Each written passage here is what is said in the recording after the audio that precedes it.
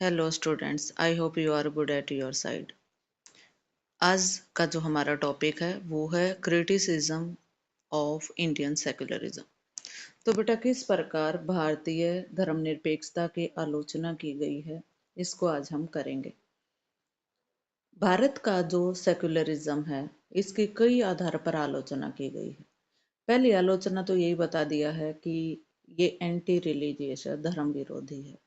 कि पहली बात तो ये कहता है कि मेरा किसी धर्म से संबंध नहीं है, फिर उसमें सुधार की भी ये बात करता है। उसके बाद ये कहा है, जो दूसरी आलोचना है, कि ये पश्चिम से आया हुआ विचार है। तो इस आधार पर भी ये स्टिक इसकी आलोचना नहीं बैठती, क्योंकि बहुत सारी चीजें ऐसी हैं ग्लोबली जो एक देश दूसरे देश का यूज कर रहा है। तो ये भी कोई स्टिक आलोचना नहीं है। अब देखते हैं कि किस प्रकार इसकी आलोचना की गई है। Indian secularism has been subjected to fierce criticism. Fierce यहाँ पर बेटा तीखी आलोचना के रूप में किया जाएगा। तो भारतीय धर्मनिरपेक्षता तीखी आलोचनाओं का विषय बन रही है। बट आर दीज क्रिटिसिजम्स, ये आलोचनाएं क्या हैं? Can we defend secularism from them, क्या हम सेक्युलरिज्म को इनसे बचा सकते हैं? तो बेटा, ये आपकी फर्स्ट क्रिटिसिज्म है, एंटी रिलीजियस मतलब धर्म विरोधी। ये कहा गया है कि जो भारत का सेक्युलरिज्म है वो धर्म विरोधी है। First, it is often argue that secularism is anti religious. तो पहला ही तर्क ये दिया गया है कि धर्म निरपेक्षता धर्म विरोधी है। We hope to have shown that secularism is against institutionalise religious domination. तो यहाँ पर यह कहा गया है कि धर्म निरपेक्षता संस्थाबद्ध धार्मिक वर्चस्व का विरोध करती है, यानी कि ये धर्म का कोई भी वर्चस्व स्वीकार नहीं करती। This is not the same as being anti religious. तो धर्म विरोधी होने का पर्याय यह नहीं है। Similarly, it has been argued by some of the secularism threatened religious identity. इस प्रकार ये तर्क दिया गया है कि कुछ जो धर्मनिरपेक्षताएं हैं वो धार्मिक पहचान के लिए खतरा उत्पन्न करती हैं, लेकिन बेटा ऐसा भी नहीं है। However, as we noted earlier, जैसा कि हम पहले भी देख चुके हैं, secularism promote religious freedom and equality. धर्मनिरपेक्षता धार्मिक स्वतंत्रता और समानता को बढ़ावा देती है, ये इसका विरोधी नहीं है। Hence, it clearly protect religious identity rather than threatened it. तो इस प्रकार ये बिल्कुल साफ है कि ये धार्मिक पहचान की सुरक्षा करती है, ना कि इसके लिए खतरा उत्पन्न करती है। यानी कि जो धर्मनिरपेक्षता है वो धार्मिक पहचान के लिए बहुत ही जरूरी है, क्योंकि यही इसकी सुरक्षा करती है। Of course, it does undermine some form of religious identity. तो इसीलिए यहाँ पर ये देखना जरूरी है कि धार्मिक पहचान के लिए क्या जरूरी है। Those which are dogmatic, violent, fanatical, exclusivist, and those which foster hatred of other religions. तो बेटा, यहाँ पर डोगमेटिक का मीनिंग होता है हठ धर्मी, और फैंटिकली कट्टर होना, एक्सक्लूविस्ट होते हैं जिनको धर्म से बाहर निकाल रखा है। तो इस प्रकार यहाँ पर बताया गया है कि जो कुछ ऐसे हैं कि वह धार्मिक पहचान में मतांध, हिंसक, जिनको भाई जो बहुत ज्यादा ही कट्टर हैं और औरों का बहिष्कार करने वाले हैं और दूसरे धर्मों के प्रति घृणा उत्पन्न करने वाले रूपों पर अवश्य चोट करती है। क्योंकि अगर धर्मनिरपेक्षता नहीं होगी बेटा, तो इन सभी चीजों को बढ़ावा मिलेगा। The real question is not whether something is undermined, but whether what is undermined in intrinsically worthy और अनवर्दी। तो बेटा, वास्तविक क्वेश्चन ये है कि किन चीजों पर चोट की जाए, किन चीजों को अंडरमाइन कर दिया जाए, और जिन चीजों को हम अंडरमाइन कर रहे हैं वो वास्तव में वर्दी हैं या अनवर्दी हैं, यानी कि इसके योग्य हैं या नहीं है। ये सबसे महत्वपूर्ण क्वेश्चन यहाँ पर है। तो बेटा, जो हमारी पहली आलोचना है वो यही है कि भारत का जो धर्म निरपेक्ष है वो धर्म विरोधी नहीं है। क्योंकि अभी आपको बता दिया है कि ये धर्म विरोधी नहीं है, किस प्रकार ये धार्मिक पहचान, स्वतंत्रता और समानता प्रोवाइड करवाता है।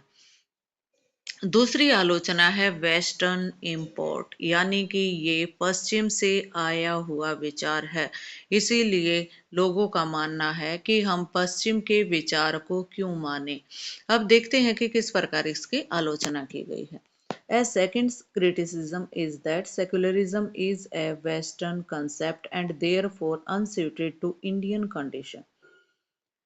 दूसरी आलोचना क्या है कि जो सेक्युलरिज्म है वो वेस्टर्न की कंसेप्ट है, तो इसीलिए ये भारतीय परिस्थितियों के अनुसार शूट नहीं करती, यानी कि भारत की जो परिस्थितियां हैं उनके लिए ये अनुपयुक्त है।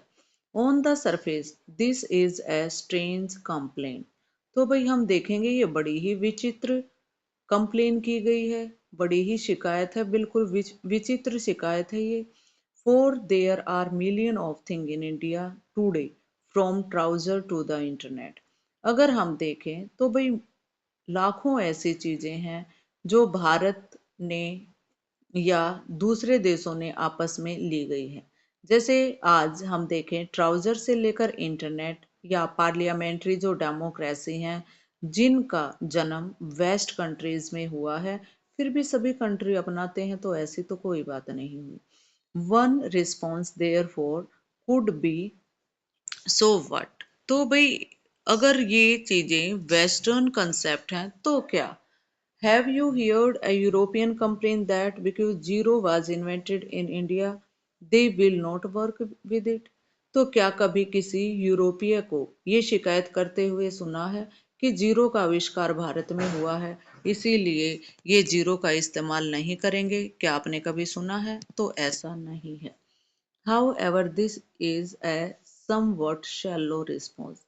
तो भाई ये जो बड़ा ही छिछला सा रिस्पॉन्स होगा, छिछला मतलब शैलो होता बेटा जो ज्यादा गहराई से ना सोचा गया विचार हो। The more important and relevant point is that for a state to be truly secular. तो बेटा यहाँ पर रेलिवेंट का मीनिंग होता है प्रासंगिक होना। तो सबसे जो महत्वपूर्ण और प्रासंगिक पॉइंट क्या है कि क्या वास्तव में स्टेट सेक्युलर है। It must have end of its own. क्या इसका स्वयं में ही अंत हुआ है। Western state became secular when at an important level they challenge the control of established religious authority over social and political life। Western state जब secular बनी है, जब एक इम्पोर्टेंट लेवल उन्होंने पार किया है, जब उन्होंने सामाजिक और राजनीतिक जीवन से जो धार्मिक सत्ता है उसके कंट्रोल को चुनौती दी है, तब जाकर वेस्टर्न कंट्री सेकुलर कंट्री बनी है। The western model of secularism is not there for a product of Christian world. तो इसीलिए हम कह सकते हैं कि जो वेस्टर्न मॉडल है सेकुलरिज्म का, ये क्रिश्चियन वर्ल्ड का प्रोडक्ट नहीं है, क्योंकि उसने कहीं भी ऐसा क्लेम नहीं किया है। What of the claim that is western. तो क्या इन्होंने कभी दावा किया है कि ये वेस्टर्न का है। The mutual exclusion of religious and state, which is supposed to be the ideal of Western secular society, is also not the defining feature of all secular state। तो जो म्यूचुअल एक्सक्लूजन है religion का और state का, जो suppose करती हैं कि वेस्टर्न सेकुलर जो सोसाइटी इसी के आदर्श पर आधारित है, is also not the defining feature of all secular state.